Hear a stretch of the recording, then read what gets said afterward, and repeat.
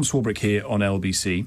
This hour, I may do that for Greenland, too. I may put a tariff on countries if they don't go along with Greenland, because we need Greenland for national security, so I may do that. well, he has done it, or at least he's saying he's doing it. And you know it's bad from President Trump when even Nigel Farage is against it. I'm all for Trump taking out enemies of the West.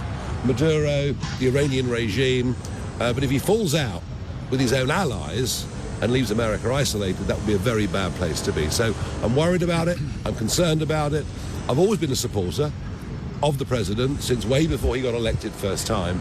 But I will be having some words with the American administration in Davos on Wednesday on this issue. It's wrong.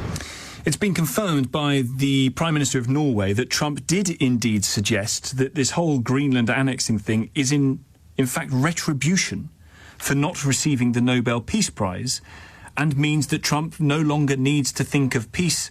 He can do what is in the interests of the United States of America. We're still waiting to hear from the President of the United States this afternoon. We'll bring that to you as and when. European leaders have been stepping out one by one to condemn all of this, with the EU leaving the threat of those retaliatory tariffs on the table.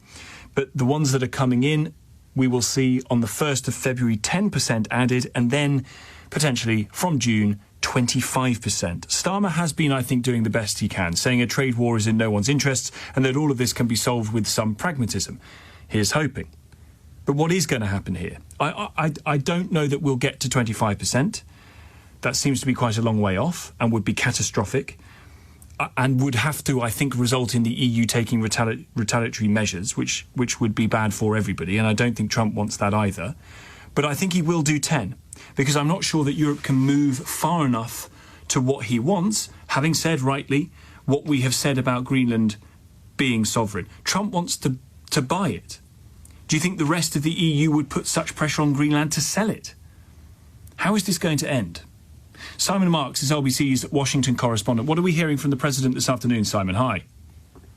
Hi to you, Tom. Well, we have heard that the President has engaged in what was described as a brief telephone conversation with a reporter from NBC News, and he is absolutely doubling down on his threat of those tariffs. He was asked if he will follow through on plans to implement that 10% tariff against the UK and its European allies on February the 1st, as he's announced, and he responded, "I will 100%. When he was asked if he has any plans at all to use force to seize Greenland, the President told NBC no comment. So absolutely keeping the military option on the table, even as a growing number of Republican lawmakers here say that were he to use force to seize Greenland, he would be putting his own presidency in jeopardy. He has also argued in this conversation with NBC that European leaders should not be concerning themselves with Greenland. He said Europe ought to focus on the war with Russia and Ukraine because, frankly, you can see what that's gotten them. That's what Europe should focus on, not Greenland. So as he prepares down in Mar-a-Lago in Florida, it's a holiday here today, Martin Luther King Day, as he prepares there to head to Davos for what will undoubtedly be very high-stakes conversations with Ursula von der Leyen of the European Commission, there is currently no indication that Donald Trump is looking for an off-ramp here at all. I think we may hear from him towards the end of the day when he departs Mar-a-Lago and returns to Washington. Maybe he'll talk to reporters on his way out of Mar-a-Lago on the plane or on his way back into the White House. But at least at lunchtime here, Washington time, there's no indication of any climb down at all. You, Simon, I guess, had to become sort of inured to a lot of this, given the years of coverage of President Trump in the White House. I think we all are to some extent. But how absolutely extraordinary that the Prime Minister of Norway confirmed that Trump did indeed send him a text saying, well, you didn't offer me the Nobel Peace Prize, so I don't have to think about peace anymore.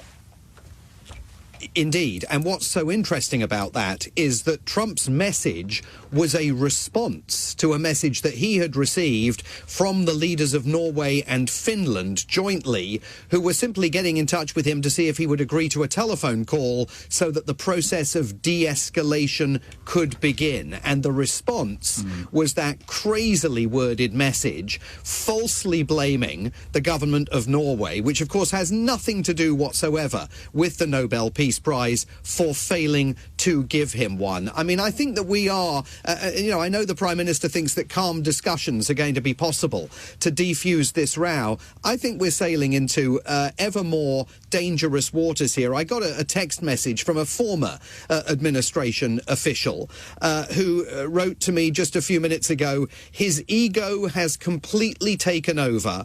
I think he may even now think he is more powerful than Putin after his Venezuela escapade and everyone bringing him gifts. And just like Putin, he is doing the same things at home as abroad and using the military and tariffs to get his way.